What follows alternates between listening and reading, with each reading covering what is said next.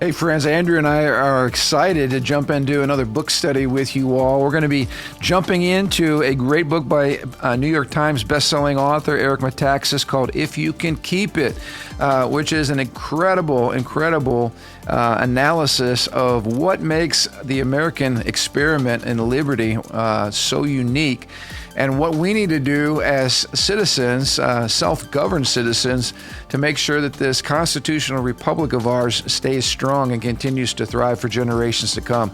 You are not going to want to miss this podcast, and you're not going to want to miss this next series as we dive into these important topics.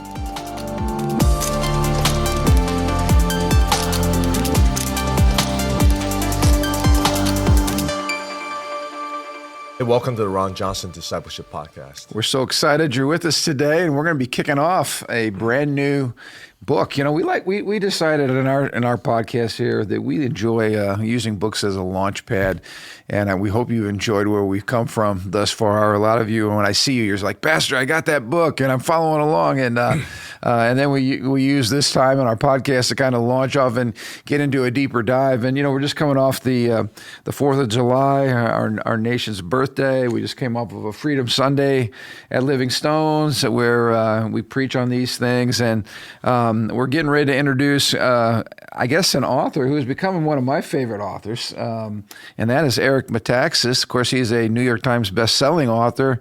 I first got introduced to Eric on his book Bonhoeffer, which, of course, is the biography of Dietrich Bonhoeffer. And this was a number of years ago when that came out. But what really hit me was the parallels between the church in Nazi Germany and the rise of Hitler, and the kind of the apathetic, withdrawn church in America that we saw in the last few years, especially that was made manifest during the COVID epidemic. Right. So that's how I got introduced to Eric Metaxas. But this is a short book, about 7 chapters. And so if you'd like to get this, it's called If You Can Keep It, The Forgotten Promise of American Liberty, by Eric Metaxas. I got to let you all see it here. But it is a great book, and he's really dealing with the idea of American liberty, the foundations of this country, and the art of what it means to be free. And Metaxas says something that I think you and I can certainly agree with. He says we almost need to go back and get a primer and a reintroduction, an overview, the cliff notes on what it means to have a republic, and to keep a republic and to live as free people as our founders, conceived, and how radical this idea was in the first place. Yeah, excuse me. I enjoy Eric Metaxas, especially the book Bonhoeffer. I also read it.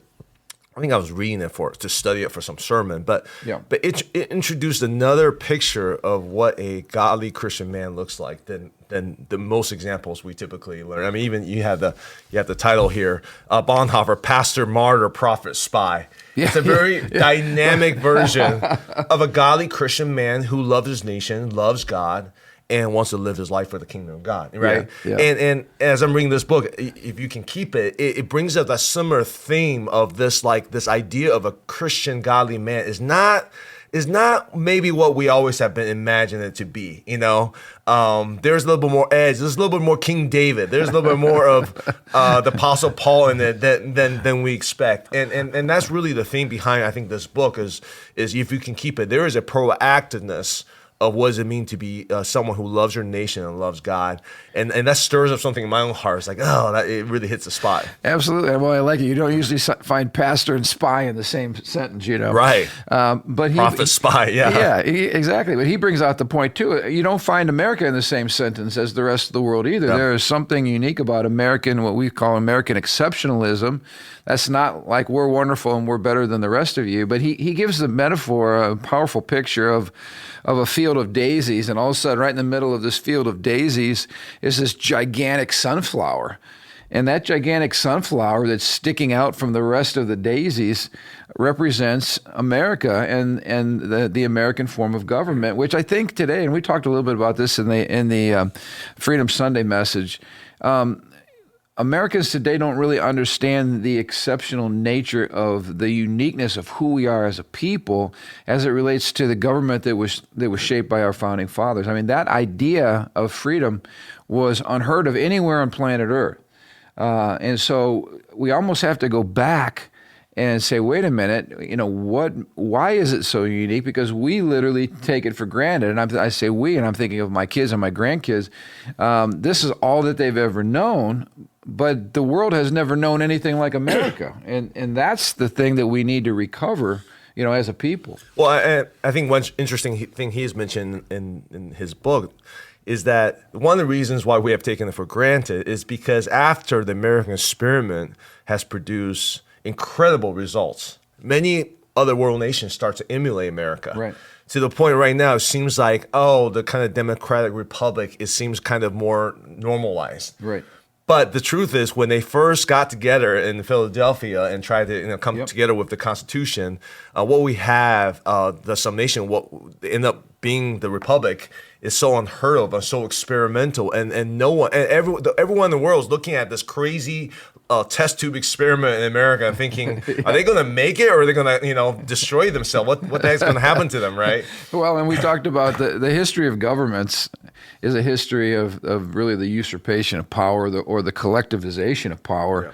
Yeah. And so the most common form of government throughout human history has been like a monarchy with kings or queens.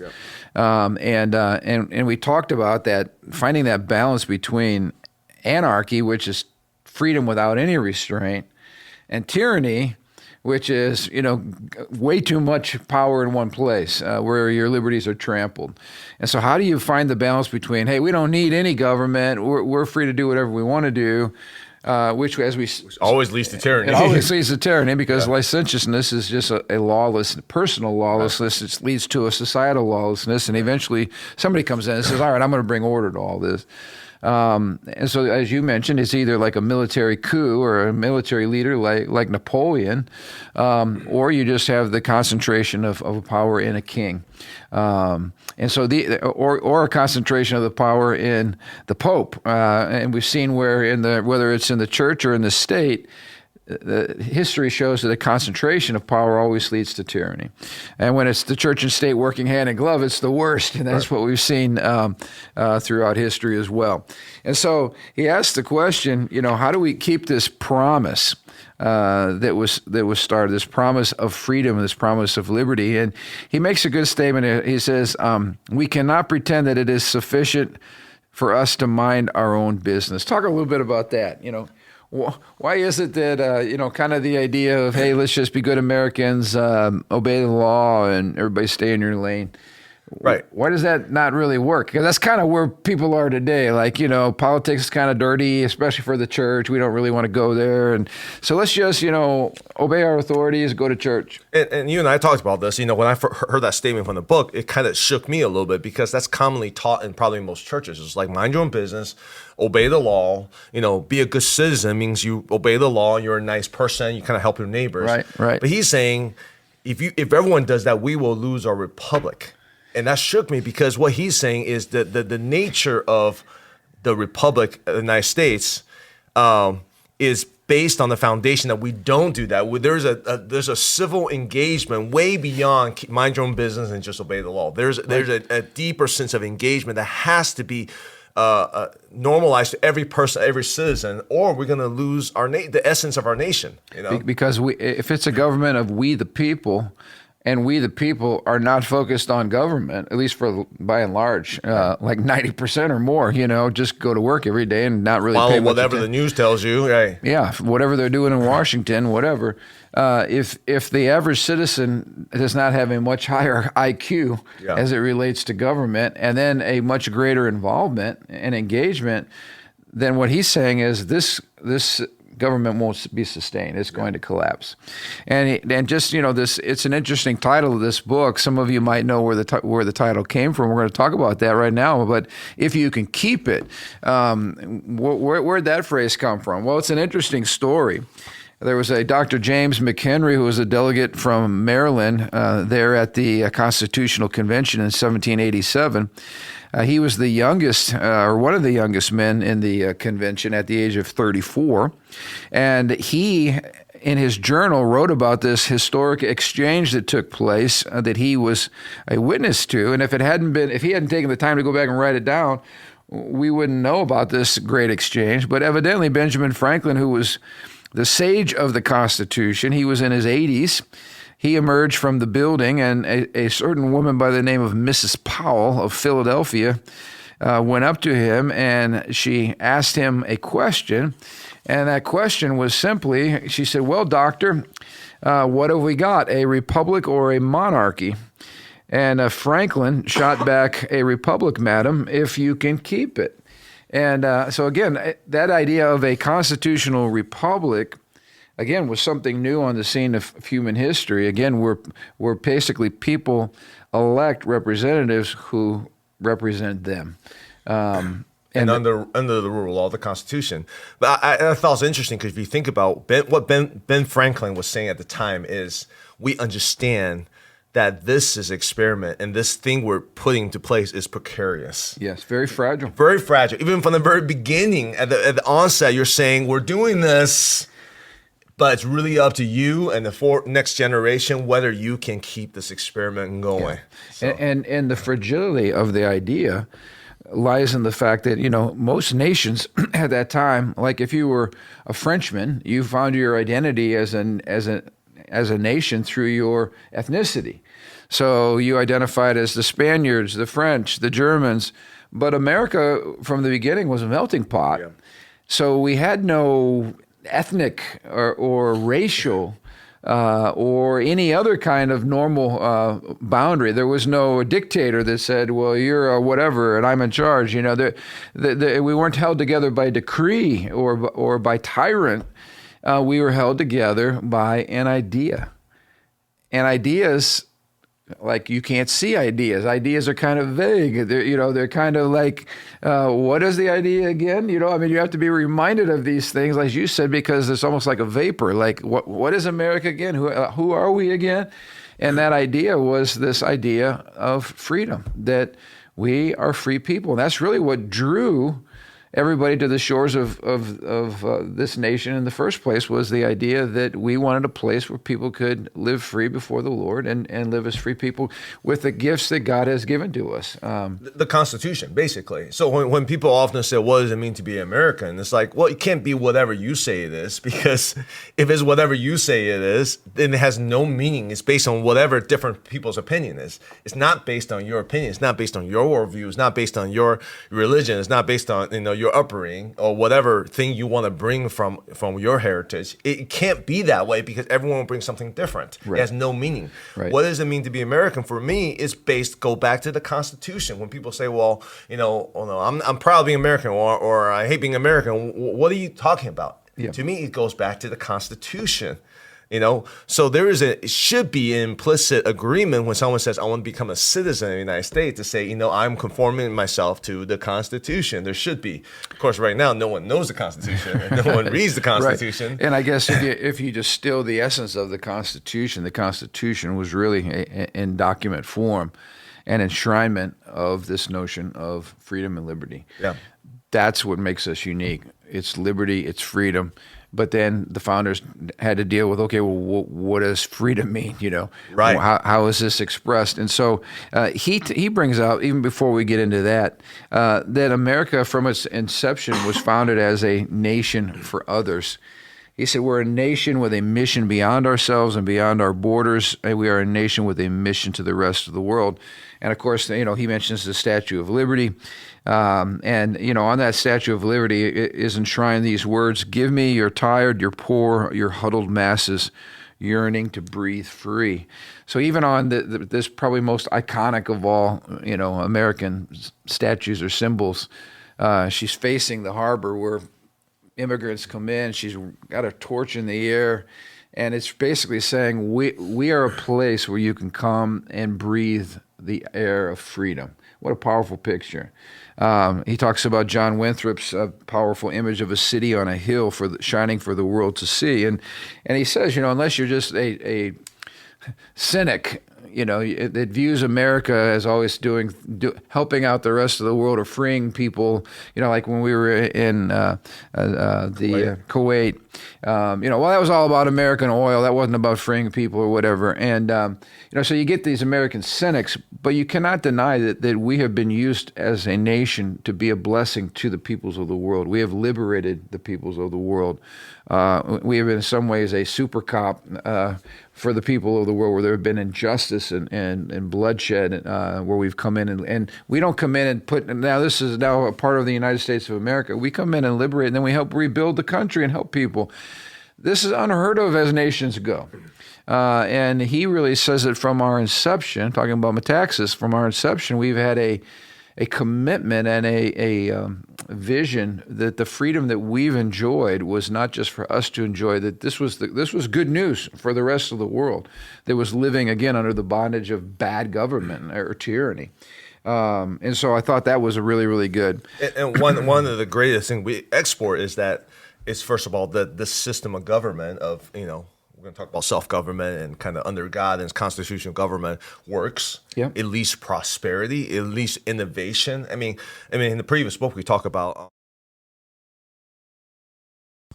all the great innovation that came out of a government that allows people to be free and allow people to innovate and create. Well, it talked about free markets. The ability to freely exchange goods, the ability to create, and then the government coming in doing its part to make sure that it protects your property, including your ideas and your inventions. Things like that creates an environment where people are incentivized to dream and take risk and do all the things that they do.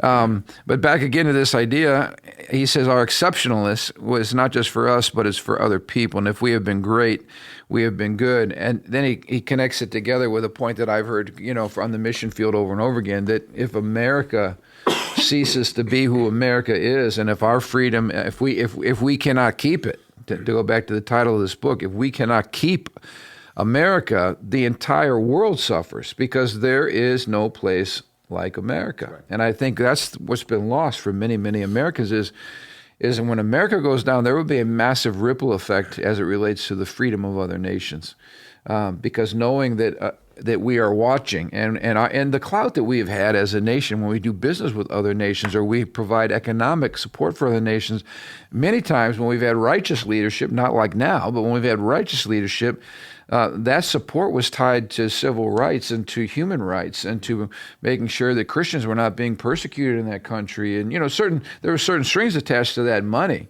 and people knew, hey, we need to behave and treat our people well if we want support or help from the United States.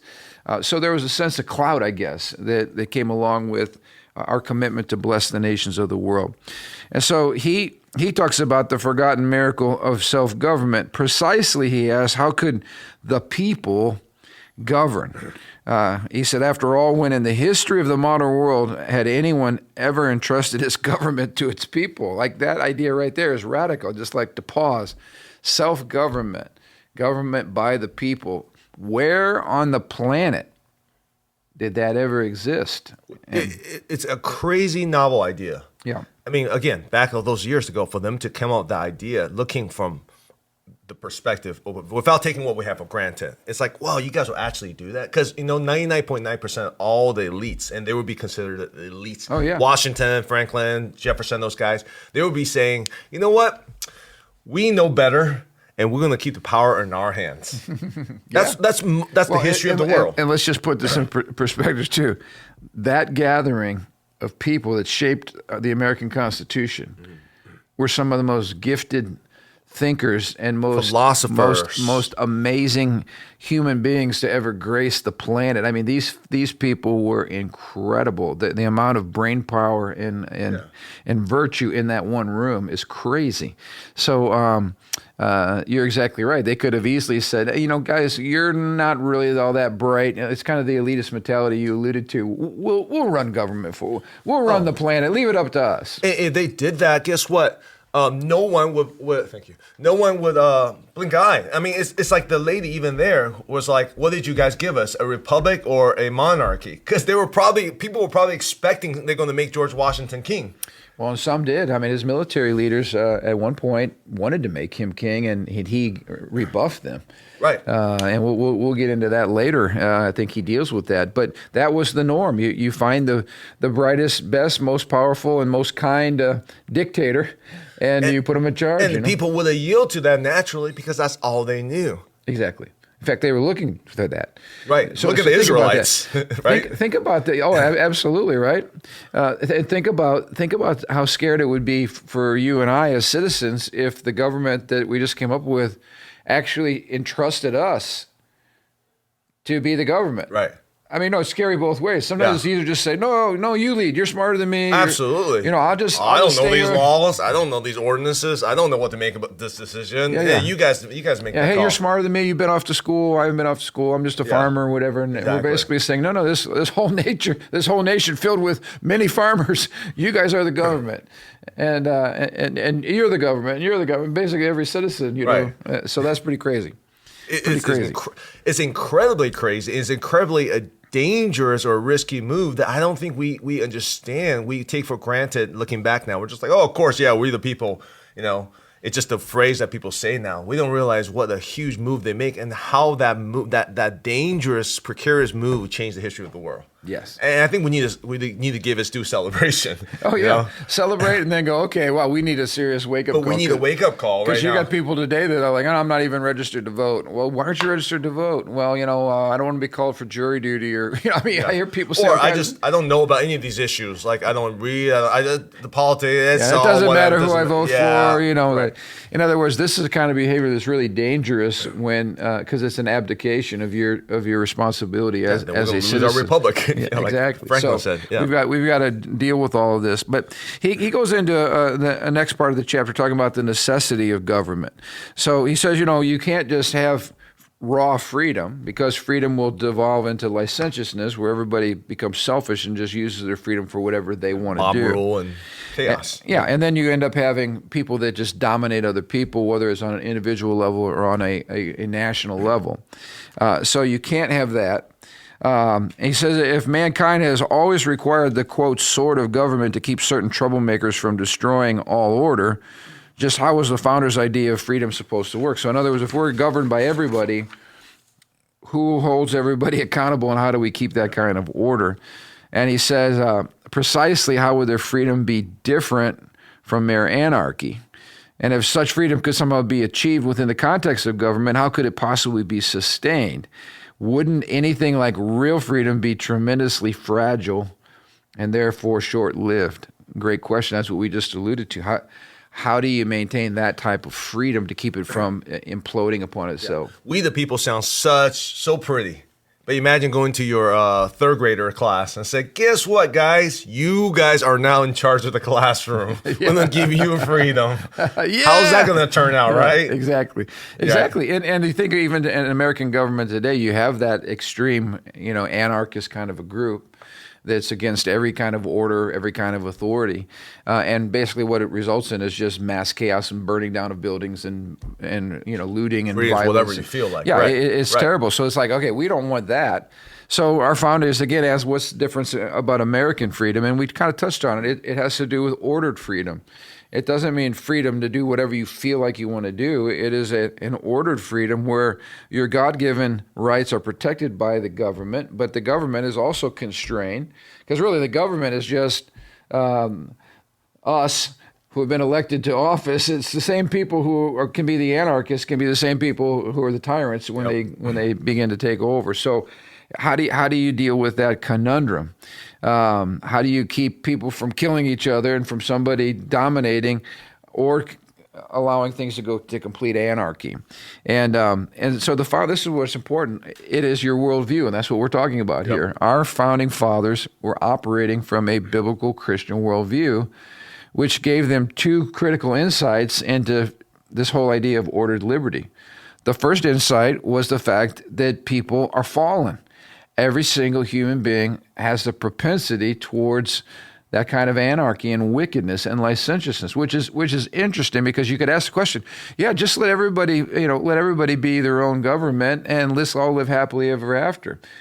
Well, why is that not true? Well, it's because the Bible teaches us that there's this thing called fallen human nature, and that left to our own devices, we will become tyrants. We will tyrannize other people, and we can't handle the freedom that we've been given because of our fallen human nature. And I just want to contrast that to Marxism, which says the problem with socialism, the problem with our culture or society is not the individual, because we're born good. The problem is the society. Right. So this is a huge system. Systematic issue. So this is a huge issue, a huge difference of the two different forms of government. Absolutely. Yeah. So the idea, if you and I are basically selfish, then I have to protect you from me, and you have to protect me from you, and our government has to have checks and balances. Yep.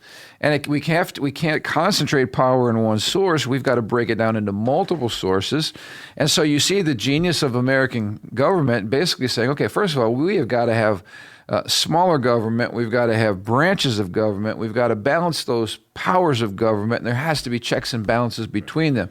None of this would be necessary if we lived in a perfect world and people were inherently good. If you say people are inherently good and only problems with our systems, with the institutions, then they would be architecting the perfect systems and let it running, and don't worry about any check and balances because they have the perfect systems in place. Yeah, and people will how does that turn out? Right. Yeah. How does that turn out for the rest of the world with socialism and Marxism? You create the perfect system because people are not the problem, right? Yeah. How does that work out for us? We know that doesn't work out, and it's just not true. So again, but this is important. As we talk about ideas have consequences on this podcast. That was an idea that led to amazing consequences, because instead of being naive to self-government, we realized there's serious limitations to self-government, and these need to be considered and need to be built into the system. The other thing was, not only are people fallen, but because of the truth of the gospel, people can be redeemed. That was the other balancing point that our founders understood, that, you know what? Once Christ comes in, and this is why they emphasize the role of religion, and when we talk about religion, we're not talking about just dead, dry, religion. We're talking about a dynamic relationship with Jesus that leads to a transformation of the human heart.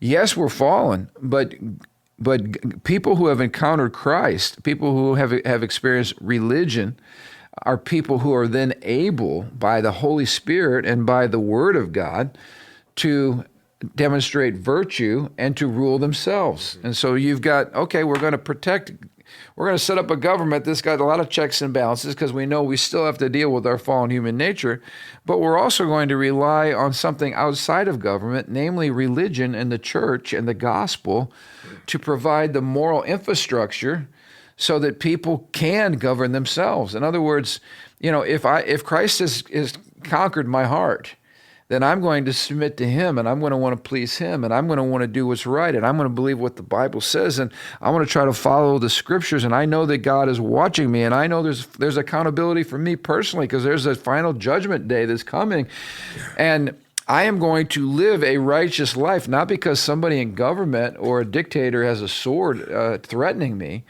but I'm going to live a virtuous life because that's what God expects of me. That is the height of self-government. So it says something very powerful about what's happening in America today. The farther we drift from Christ and the church and the scriptures, the less power we have to govern ourselves, because we no longer are a virtuous people. We're a selfish, sinful, perverted people. And our government no longer holds itself accountable, because it even takes virtue within government to say, you know what? I can't operate that way. I can't talk about my enemy that way. I cannot fudge the rules. There cannot be two tiers of government. I got to play by the rules just like everybody else. That takes virtue to even recognize that there are rules you need to abide by. And so we see in our government today a lot of two-tiered justice, right? The law applies to you, but let's just talk about this last situation. We have the most high security, high tech, building on planet Earth is the White House. And we're being told that we may never know who brought cocaine into the White House. Like, wait a minute. And so first of all, everybody knows that's a lie, because there's cameras everywhere, there's accountability everywhere, there's systems in place, because this is the most highly guarded place on the planet. This is where the leader of the free world, does his business and lives. So again, it is a foul stench to suggest that somehow that no one's going to be held accountable for this, or the person who leaked the information from the Supreme Court. Like, we know there's only a small group of people who could be responsible for that. Right. So the issue is a lack of integrity, and it's a lack of justice, it's a lack of honesty, it's a lack of virtue, which means even if you're in power, it doesn't mean that necessarily you're going to act in a virtuous way, or that we can protect you from protect us from you because of checks and balances. Because the checks and balances only work if each of the different branches actually holds the other accountable. And I think the biggest argument that's been trying to be made about the removal of all remnant of religion in government advocated by the left is that you can really have self-government. You can have virtue without religion. Right. And that's the real debate, which, again, I'm still trying to find how you can pretend for maybe a short season, but there is no transcendent, solid basis for you to be virtuous or for you to practice restraint and all those different things without religion. You know, I heard the debate between Alan Dershowitz and Alan Keyes a long time ago. Yeah. And Dershowitz, who's a liberal, who was actually more conservative now because of how liberal the left has gotten, it was arguing for virtue without God. But look at what's happening to a nation without God over and over again. Now, trust me, there's also a religious side that has, there's a false religion that with a religious institution that it becomes lack of virtuous. So I'm not even talking about that.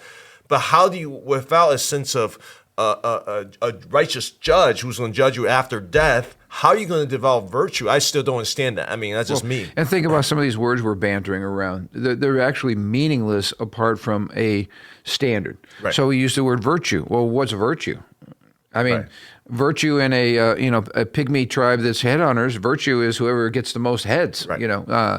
Or what's justice?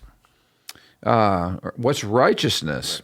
Righteousness is obeying whatever the king tells you to do. There has to be a standard. There has to be a plumb line. And so the point is this. I mean, there are modern liberals or atheists that can argue, well, I'm virtuous without religion. But the point is this. Our founders understood, period, across the board. Even the most irreligious of the founders understood that if our nation was not a godly, religious nation, it could not be sustained because they believed, without an exception, they believed that you could not have virtue without religion. The system was built. Someone who built a car is like, this is the battery we put in there. Well, I want to put this other battery. Well, you can put this other battery. It's not going to work because we designed it with this battery. Exactly.